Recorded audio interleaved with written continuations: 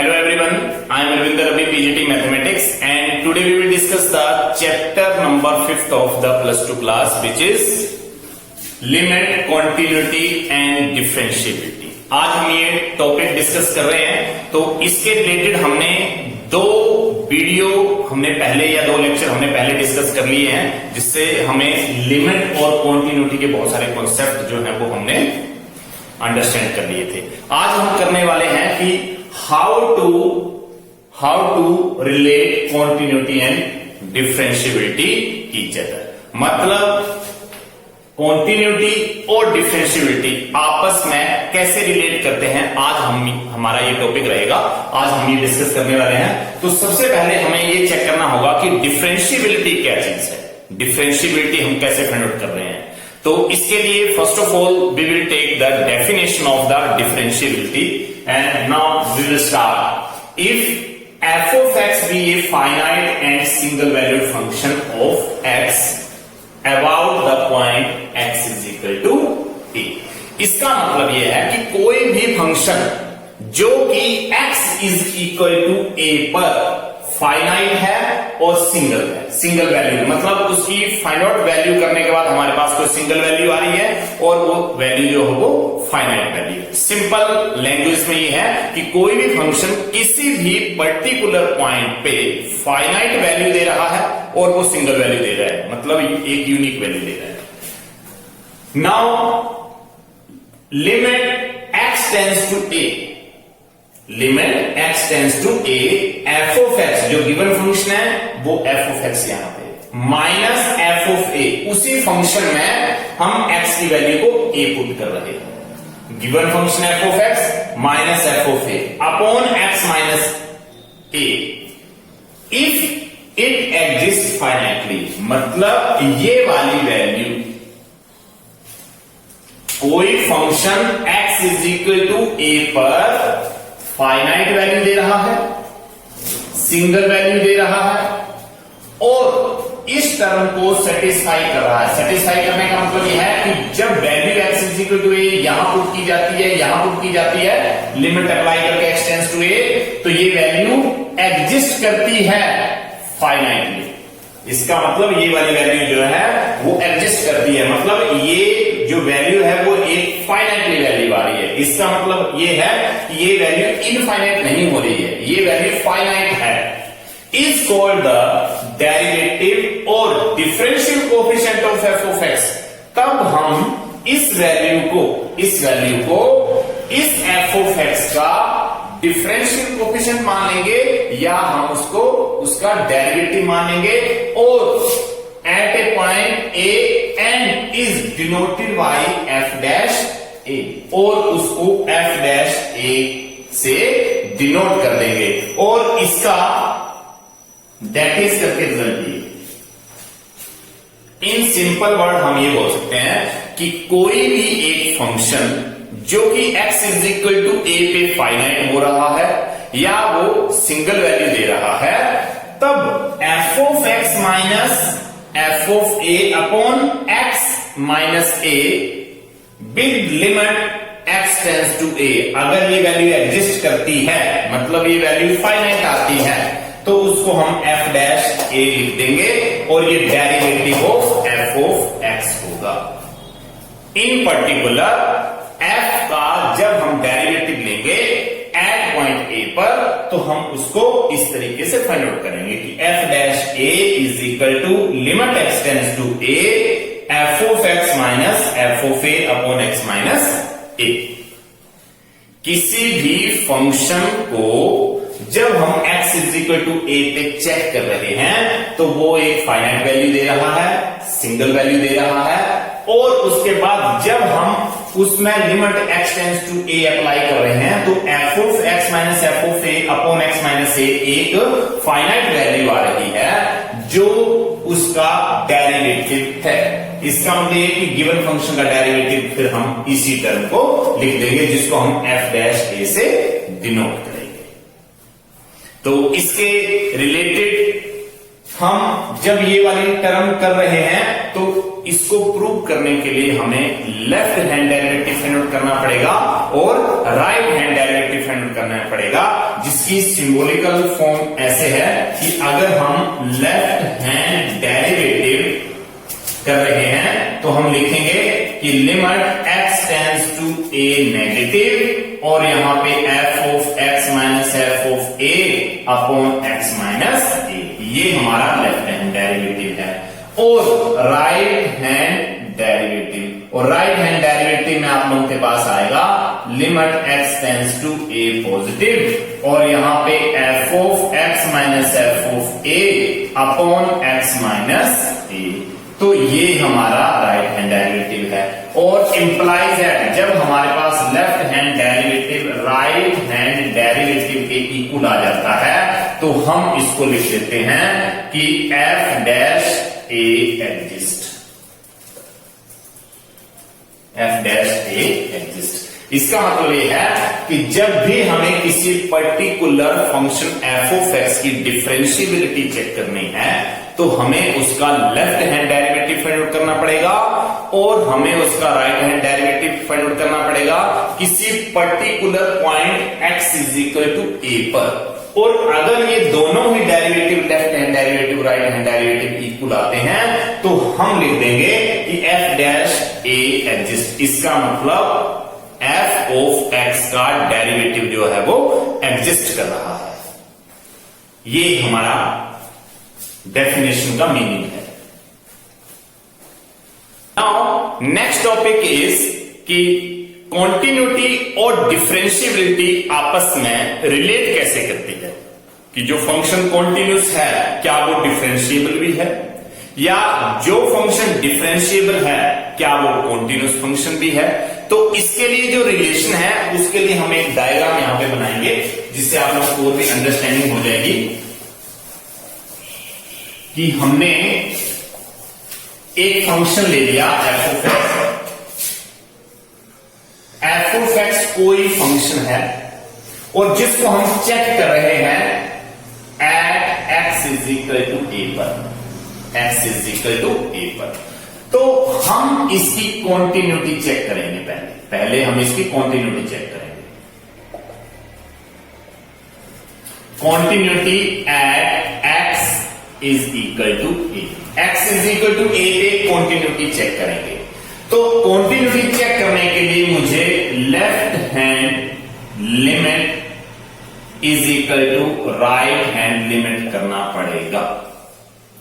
अगर left hand limit और right hand limit at x is equal to a आता है तो हम लिख सकते हैं कि given f of x is continuous at x is equal to a।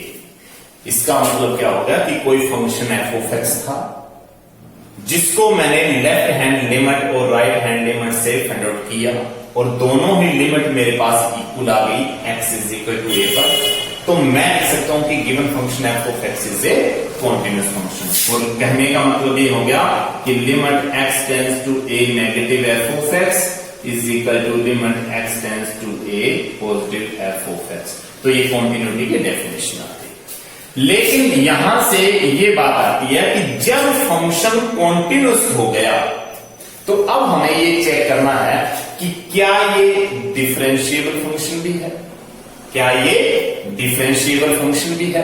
तो हम उसके लिए चेक करेंगे for differentiability.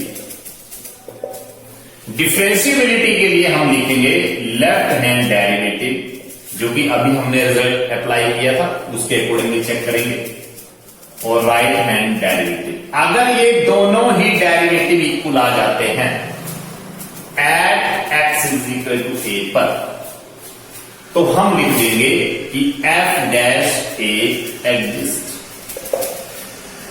f dash a exist. इसका मतलब क्या हो गया कि function x is equal to a पर कॉन्टिन्यूस फंक्शन है, x is equal to a पर ये फंक्शन डिफरेंशिएबल है। इसका मतलब एक पॉसिबिलिटी हो सकती है कि फंक्शन कॉन्टिन्यूस है, फंक्शन डिफरेंशिएबल भी है। फंक्शन कॉन्टिन्यूस है, फंक्शन डिफरेंशिएबल भी है।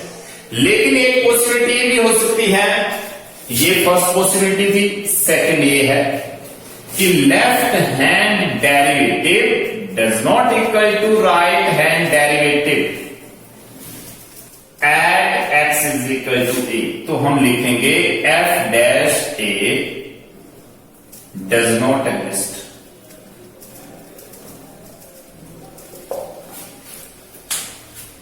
लेफ्ट हैंड डेरिवेटिव और राइट हैंड डेरिवेटिव यहां पे एग्जिस्ट कर रहे थे, तो यहां पे एग्जिस्ट नहीं कर रहे थे। इसका मतलब क्या हो गया कि जब हमारे पास फंक्शन कॉन्टिन्यूस होता है तो इसके आगे दो पॉसिबिलिटी आ सकती है, वो डिफरेंशिएबल हो सकता है और डिफरेंशिएबल नहीं भी हो सकता है।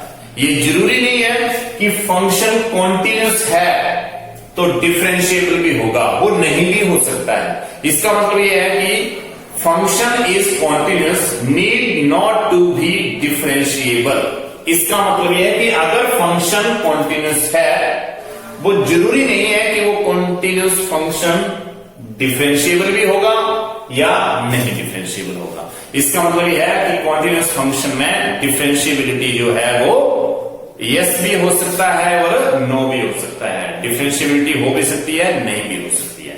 लेकिन इसी के दूसरा केस ये है, सेकंड केस ये बनता है कि अगर फंक्शन डिफरेंशिएबल है, अगर फंक्शन डिफरेंशिएबल है तो ऑब्वियसली ये फंक्शन कॉन्टिन्यूस है।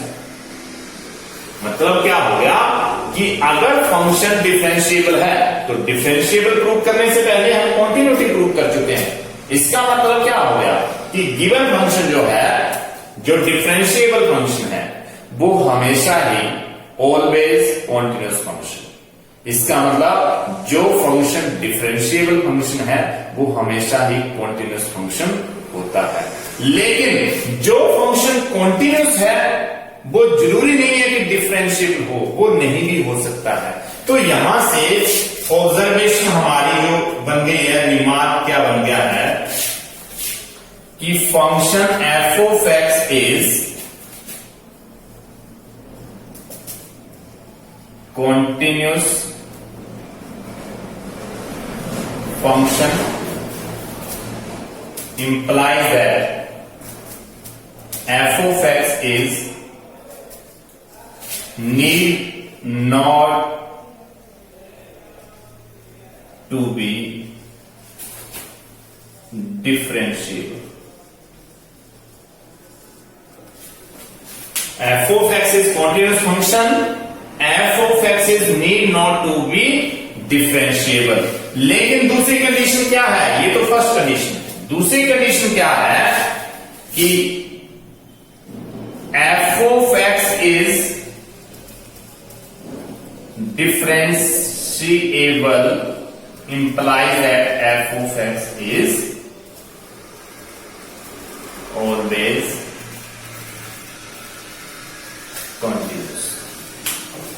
अब यहां से आप लोगों को इस चीज का पता चल गया कि जो फंक्शन कॉन्टिन्यूस होते हैं वो जरूरी नहीं है कि वो डिफरेंशिएबल फंक्शन भी हो या ना। ये जरूरी नहीं है कि वो डिफरेंशिएबल हो, वो नहीं भी हो सकते हैं। लेकिन जो फंक्शन डिफरेंशिएबल है वो ऑब्वियसली कॉन्टिन्यूस फंक्शन होंगे। इसका मतलब जो डिफरेंशिएबल फंक्शन है वो कॉन्टिन्यूस फंक्शन होते हैं। लेकिन कॉन्टिन्यूस फंक्शन जरूरी नहीं है कि डिफरेंशिएबल हो या डिफरेंशिएबल ना हो। ये डिपेंड करता है क्वेश्चन के ऊपर कि कॉन्टिन्यूटी तो चेक हो जाती है, कॉन्टिन्यूस फंक्शन आ गया लेकिन डिफरेंशिएबल नहीं आ रहा। Our first question is, show that the function f of x is equal to x if 0 less than x less than or equal to 1 upon 2, 1 minus x if 1 upon 2 less than x less than 1 is continuous but not differentiable at x is equal to 1 upon 2।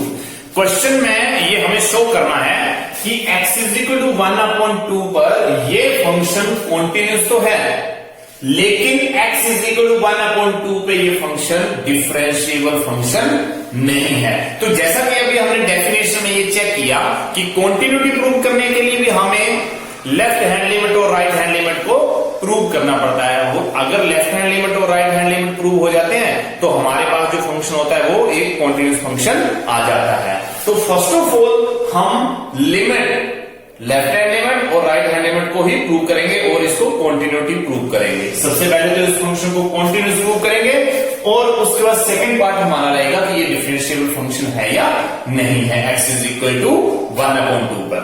तो solution इसका क्या आएगा, solution कि given f of x is equal to x if 0 less than x less than 1/2 and 1 minus x if 1/2 less than x less than 1। तो यहां पे हम left hand limit start करेंगे, limit x tends to 1/2 negative, x tends to 1/2 negative, क्योंकि हमें x equal to 1/2 दिया है। तो यहां पर x लेस देन और इक्वल टू 1/2 है, इसको ना नेगेटिव लिमिट के लिए, लेफ्ट हैंड लिमिट के लिए हमें फंक्शन f ऑफ x की वैल्यू को x लेना पड़ेगा, 1/2 नेगेटिव, और इस f ऑफ x की जगह हम लिखेंगे ये वाला x, ये x लिख दिया। नाउ लेस देन की कंडीशन है, इसको हमें नेबरहुड पे जाना पड़ेगा, इसका मतलब put x is equal to 1/2 minus h as h tends to 0, और यहां से मेरे पास रिजल्ट ये आ जाएगा कि left hand limit is equal to limit h tends to 0 negative, और इस f ऑफ x की जगह जो x लिखना था x की जगह लिखेंगे 1/2 माइनस h।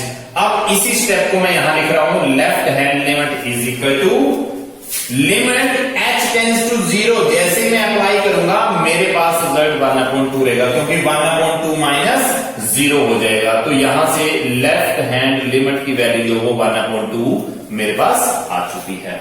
अब मुझे राइट हैंड लिमिट चेक करना है। राइट हैंड लिमिट चेक करने के लिए मुझे लिखना पड़ेगा x टेंड्स टू 1/2 पॉजिटिव, और राइट हैंड लिमिट के लिए x greater than 1/2, x greater than 1/2 है, इसका मतलब फंक्शन 1 माइनस x लेना पड़ेगा। इसका मतलब यहां पे f ऑफ x लिखेंगे और limit x tends to 1/2 positive, और f ऑफ x की जगह लिखेंगे 1 माइनस x, और यहां पर भी नेबरहुड पॉइंट लेना पड़ेगा क्योंकि लेस देन की टर्म है। इसका मतलब हम पुट करेंगे, put x is equal to 1/2 plus h as h tends to 0, h tends to 0, और यहां से राइट हैंड लिमिट का रिजल्ट मेरे पास जो आएगा वो ये आएगा, limit h tends to 0 positive और 1 माइनस, यहां पे 1 माइनस, और इस x की जगह हम पुट करेंगे 1/2 प्लस h, यहां पे x की जगह 1/2 प्लस h, और यहां से जो रिजल्ट मेरे पास आ रहा है वो ये आ रहा है, यहां 1 माइनस 1/2 माइनस h, और यहां limit h tends to 0 positive 1 minus 1/2, it means 1/2 minus h। जैसे h लिमिट 0 अप्लाई करेंगे ये रिजल्ट मेरे पास 1/2 आएगा। तो इसका मतलब ये है कि हमारे पास लेफ्ट हैंड लिमिट का रिजल्ट भी 1/2 है, राइट हैंड लिमिट का रिजल्ट भी 1/2 है। तो जहां पर ये बात आती है कि x लेस देन और इक्वल टू 1/2, तो हम यहां से अगर f ऑफ 1/2 भी करते हैं तो यहां पे x की वैल्यू 1/2 भी है यहां पर, तो अगर मैं डायरेक्टली x की जगह 1/2 पुट करता हूं तो ये रिजल्ट मेरे पास 1/2 आ जाता है। Implies that left hand limit is equal to right hand limit is equal to f of 1/2। तीनों के रिजल्ट आ रहे हैं, तो इंप्लाइज करके मैं ये रिजल्ट लिख सकता हूं कि left hand limit right hand limit is equal to f of a, f of a मतलब 1/2 इक्वल है, तो हम लिख सकते हैं कि f of x is continuous at x is equal to 1/2। This is the required answer। इसका मतलब क्या है कि हमने ये शो कर दिया कि ये फंक्शन कॉन्टिन्यूस है x is equal to 1/2 value पर। अब हमें ये चेक करना है कि क्या ये डिफरेंशिएबल भी है। अगर ये डिफरेंशिएबल है तो मुझे लेफ्ट हैंड डेरिवेटिव और राइट हैंड डेरिवेटिव को इक्वल प्रूव करना है, और अगर लेफ्ट हैंड डेरिवेटिव और right hand derivative equal prove नहीं होते हैं तो यहां से ये प्रूव हो जाएगा कि x इज इक्वल टू 1/2 पे ये फंक्शन डिफरेंशिएबल फंक्शन नहीं है। तो अब हम चेक करने वाले हैं left hand derivative and right hand derivative, left hand derivative and right hand derivative. तो यहां से अब हम चेक करेंगे लेफ्ट हैंड डेरिवेटिव, ऊपर लिख सकते हो आप लोग फॉर डिफरेंशिएबिलिटी, डिफरेंशिएबिलिटी के लिए चेक करें। लेफ्ट हैंड डेरिवेटिव की जो सिंबॉलिकल फॉर्म थी लेफ्ट हैंड डेरिवेटिव की, वो थी limit x tends to a negative मतलब 1/2 नेगेटिव, और यहां f of x minus f of a मतलब 1/2, और नीचे यहां पे डिनोमिनेटर में x माइनस a था, x माइनस a का मतलब क्या था, पॉइंट, और यहां से लिमिट x टेंड्स टू 1/2, और यहां जो f ऑफ x है, f of x limit x के लिए ये x आ गया माइनस 1/2 का मतलब क्या है कि जैसे ही यहां 1/2 पुट करेंगे यहां पे 1/2 आएगा, और अपॉन यहां पे x माइनस 1/2, तो डेफिनेटली ये दोनों ही टर्में आपस में कैंसिल करने के बाद 1 आ रही है, इसमें लेफ्ट हैंड डेरिवेटिव जो वो 1 के इक्वल आ रहा है।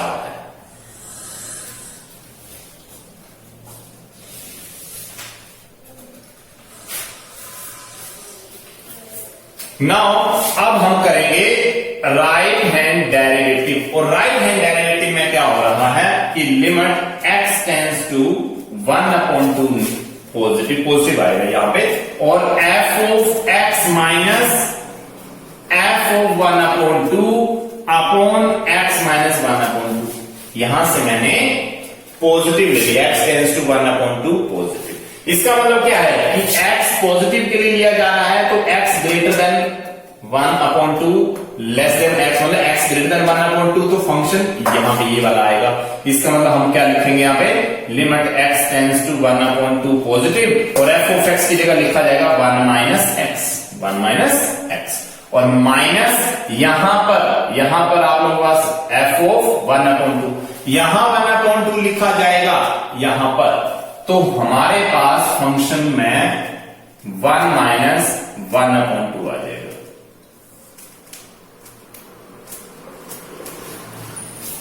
क्यों? क्योंकि अगर मैं इस x को 1/2 से रिप्लेस कर रहा हूं तो 1 माइनस 1/2 आएगा, तो यहां पे नीचे x माइनस 1/2, यहां से limit x tends to 1/2 positive, और यहां से जो मेरे पास लिमिट आएगी वो x माइनस 1/2, ऊपर आप लोग देख सकते हो कि 1 माइनस x माइनस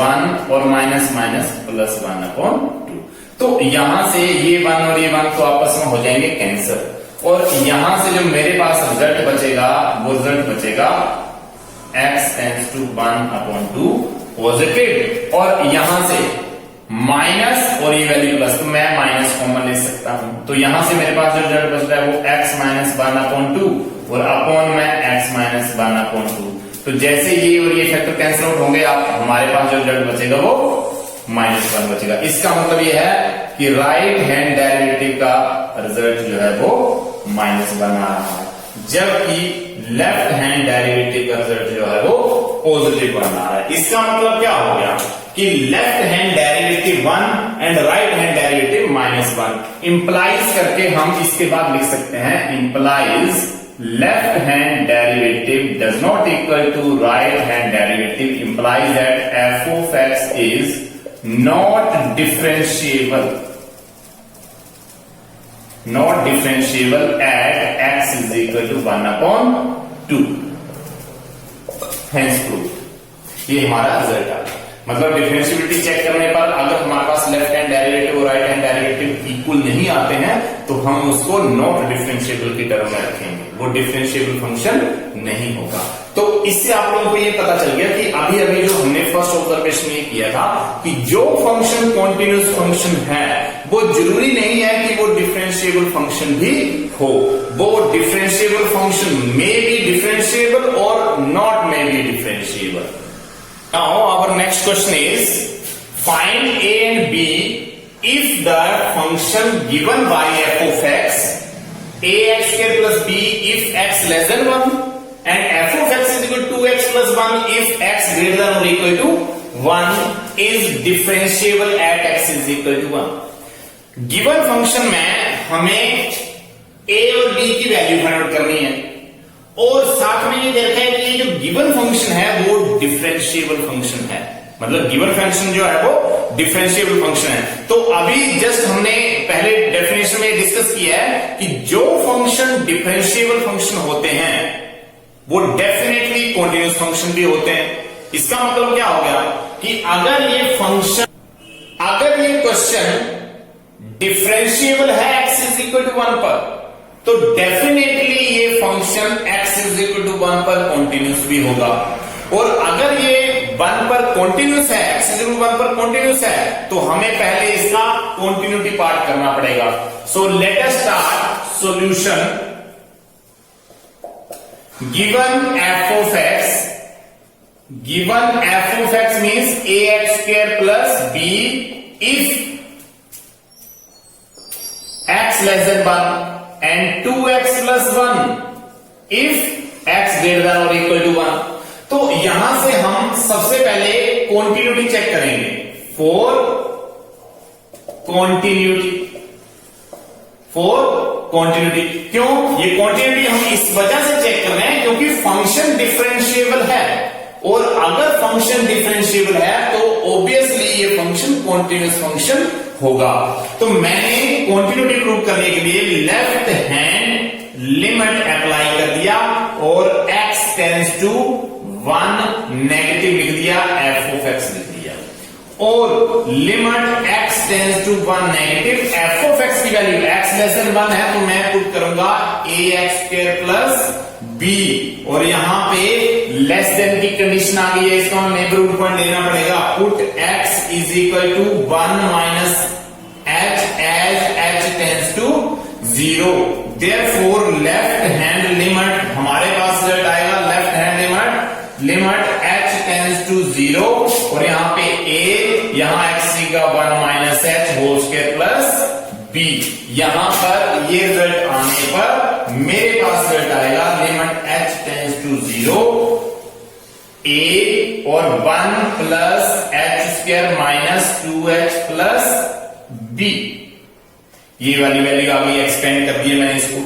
अब हम इसमें लिमिट अप्लाई करेंगे तो रिजल्ट आएगा left hand limit is equal to limit h tends to 0, और यहां पर a plus ax square minus 2ax plus b, और जिसको मैं लिख सकता हूं जैसे x 0 अप्लाई करेंगे मेरे पास रिजल्ट आएगा a प्लस b।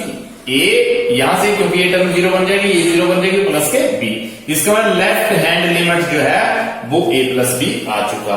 अब हम करेंगे right hand limit is equal to limit x tends to, यहां पे 1 नेगेटिव था अब 1 पॉजिटिव हो गया। लेफ्ट हैंड लिमिट हमने नेगेटिव के साथ और positive right hand limit positive के साथ, तो पॉजिटिव x ग्रेटर देन और इक्वल टू 1 यहां पे है, तो फंक्शन f of x की जगह limit x tends to 1 positive f of x की जगह आएगा 2x प्लस 1, और यहां से हमें दोबारा से पुट करना पड़ेगा x is equal to 1 plus h as h tends to 0, और यहां से राइट हैंड लिमिट का रिजल्ट जो मेरे पास आएगा वो रिजल्ट बन जाएगा लिमिट h टेंड्स टू 0, और यहां पे 2 इंटू 1 प्लस h प्लस 1, और यहां से मेरे पास जैसे h की वैल्यू 0 पुट होगी तो यहां से रिजल्ट आएगा 2 इंटू 1 प्लस 0 प्लस 1, और राइट हैंड लिमिट जो है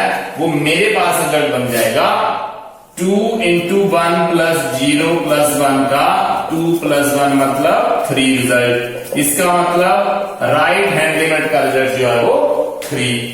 अब यहां पर x ग्रेटर देन 1 के साथ साथ x इज इक्वल टू 1 भी है, तो मुझे f of 1 चेक करना पड़ेगा, और f of 1 चेक करने का मतलब ये है कि जैसे मैं इस x की वैल्यू 1 रखूंगा यहां मुझे 1 रखना पड़ेगा 2 इंटू 1 प्लस 1, इसका मतलब 2 + 1 मतलब 3। इसका मतलब क्या हो गया कि f(1) पुट करने पर भी रिजल्ट जो है वो 3 आ रहा है।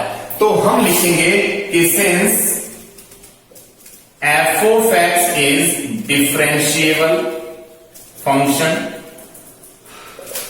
implies that f(x) is continuous function।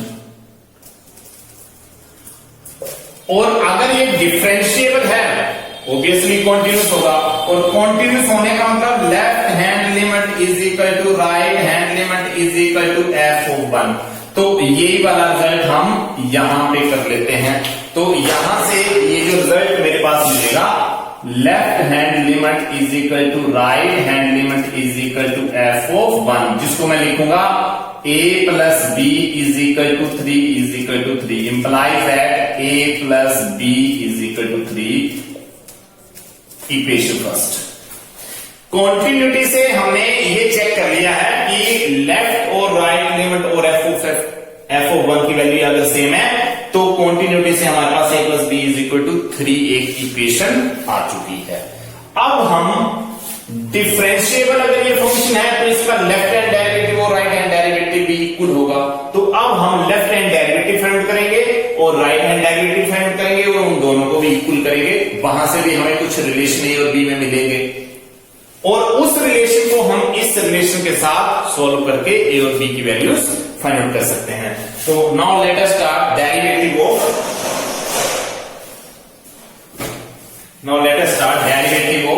Left hand derivative.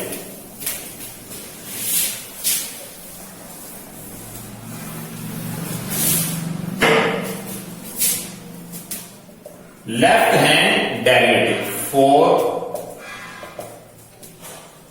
Differentiability.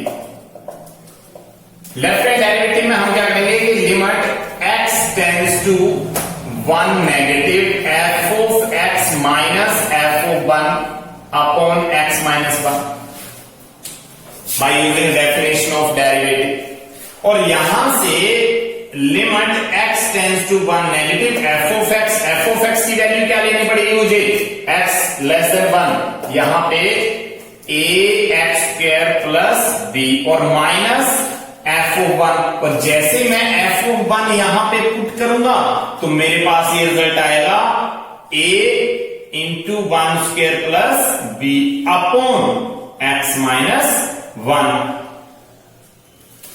यहां पे ये वैल्यू आ गई आप लोगों के पास x minus 1।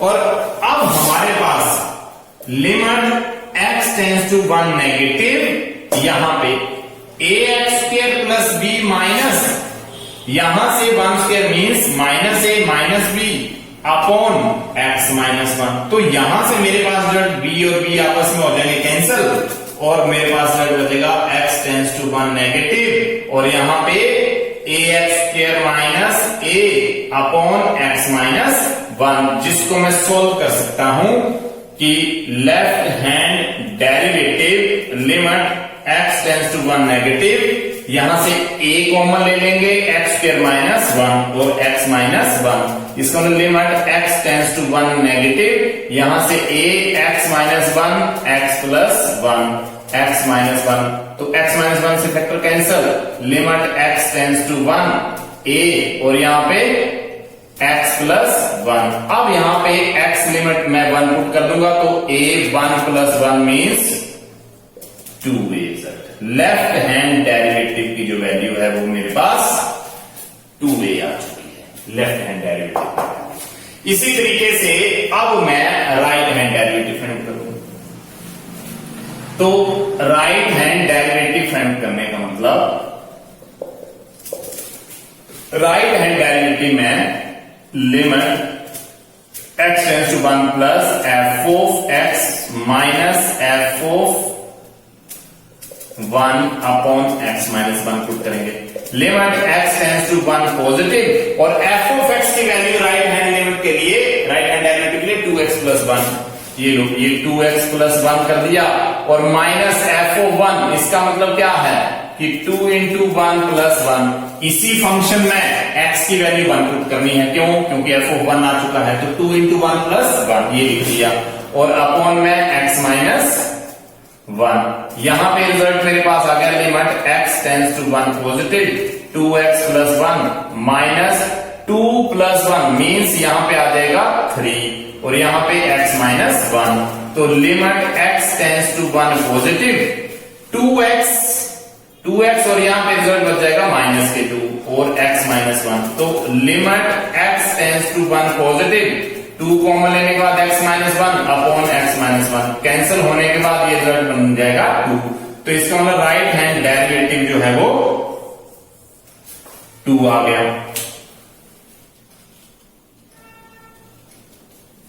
Right hand derivative जो है वो 2 आ चुका।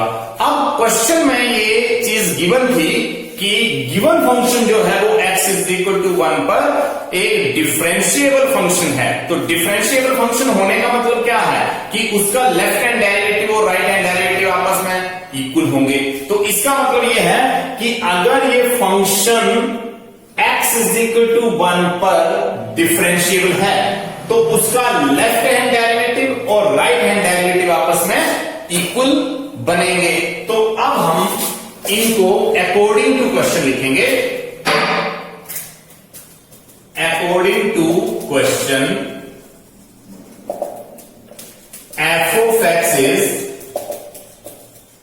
differentiable implies that left hand derivative is equal to right hand derivative। तो लेफ्ट हैंड डेरिवेटिव की वैल्यू जो है वो आ गई है 2a और राइट हैंड डेरिवेटिव की वैल्यू आ गई है 2।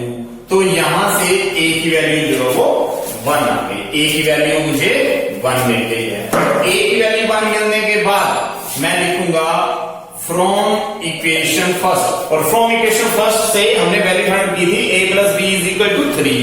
तो यहां से a plus B is equal to 3 मतलब a की वैल्यू 1 रखने पर 1 plus B is equal to 3 and b is equal to 3 minus 1 means b is equal to 2। तो यहां से रिक्वायर्ड रिजल्ट जो है वो a is equal to 1 and b is equal to 2। ये हमारे पास रिक्वायर्ड रिजल्ट है। अगर फंक्शन डिफरेंशिएबल था तो ऑब्वियसली वो कॉन्टिन्यूस फंक्शन भी था। तो कॉन्टिन्यूटी चेक करते टाइम हमने a plus B is equal to 3 क्योंकि वहां पे अगर कॉन्टिन्यूस फंक्शन है तो left hand is equal to right hand होगा और is equal to F of a की इक्वल आएगा। तो वहां से ये रिलेशन ही आ चुका था। और दूसरा रिलेशन क्या था कि फंक्शन डिफरेंशिएबल है तो उसके लेफ्ट हैंड डेरिवेटिव और राइट हैंड डेरिवेटिव भी आपस में इक्वल होंगे। तो वहां से दोनों को जब हमने इक्वल किया तो वहां से हमारे पास a और b की दोनों वैल्यू आ चुकी and this is the required result for the given question. तो इस तरीके से बहुत सारे क्वेश्चन आप लोगों को आपकी बुक में मिलेंगे जिसको अब आप लोग आसानी से कर सकते हो और अंडरस्टैंड कर सकते हो। लास्ट में एक पर्टिकुलर जो ऑब्जर्वेशन हम आज कर रहे थे वो आप लोगों ने ध्यान देना है कि जो फंक्शन कॉन्टिन्यूस फंक्शन है वो डिफरेंशिएबल फंक्शन हो सकते हैं और नहीं भी हो सकते हैं, लेकिन जो फंक्शन डिफरेंशिएबल फंक्शन है वो डेफिनेटली कॉन्टिन्यूस फंक्शन होंगे। Thank you.